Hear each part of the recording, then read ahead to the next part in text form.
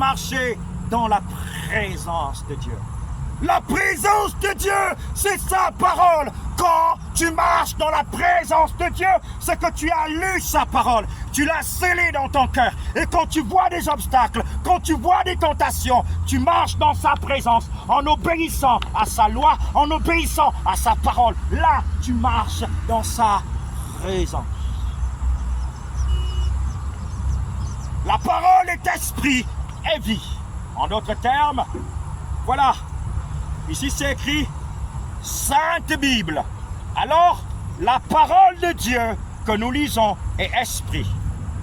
Alors, si la parole est esprit, tous ceux qui peuvent lire l'esprit. C'est Dieu dans son esprit. Mais quand ça prend vie, alors tu deviens cette parole vivante. Quand la parole qui est esprit devient vie, parce qu'on peut voir la vie de Dieu par l'homme qu'il a fait à son image. Donc la parole faite chair de Yeshua, c'est maintenant toi qui la matérialise sur la terre. Nous avons besoin de comprendre la parole, de vivre selon elle, de la manifester, de décréter les choses sur la terre, d'ouvrir les portes, de les fermer. Il avait dit, ce que vous lirez sur la terre sera lié dans le ciel. À nous, il nous a donné ce pouvoir.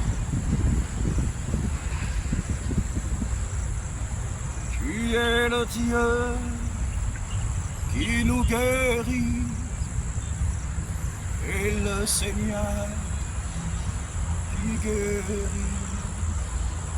Envoie ta parole pour guérir nos maladies. Toi le Seigneur qui nous guérit. Père éternel, Dieu tout-puissant, dans Jean 17, mon Père, mon Roi, ô Dieu tout-puissant, alors que tu étais en train de prier,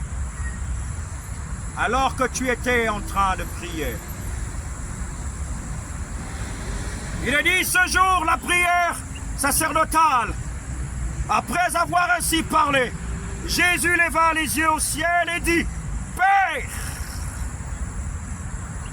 Jésus n'avait pas regardé sur la terre. Il n'avait pas regardé dans les maisons. Il avait levé les yeux au ciel. Et il va dire, Père, l'heure est venue. Glorifie ton Fils, afin que ton Fils te glorifie. C'est l'an que tu lui as donné pouvoir sur toute chair, afin qu'il accorde la vie éternelle à tout ce que tu lui as donné.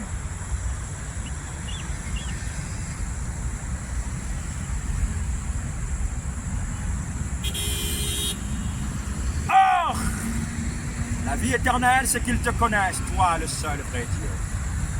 Je voudrais qu'Église, vous puissiez comprendre une réalité. Notre Père, quand il avait dit, quand vous priez, dites notre Père qui es aux cieux. Levons les yeux au ciel, là où il demeure, là où nous irons, là-haut. Fixons nos regards dans le ciel, afin de comprendre les mystères cachés de Dieu. Tendre Père, je te loue, je te rends la gloire pour ce grand vent du Saint-Esprit qui va souffler sur les extrémités de la terre. Qu'on voit les nuages dans le ciel planer, alors que mes yeux sont fixés dans le ciel. Dans le firmament, nous voyons les nuages se déplacer par la force du vent.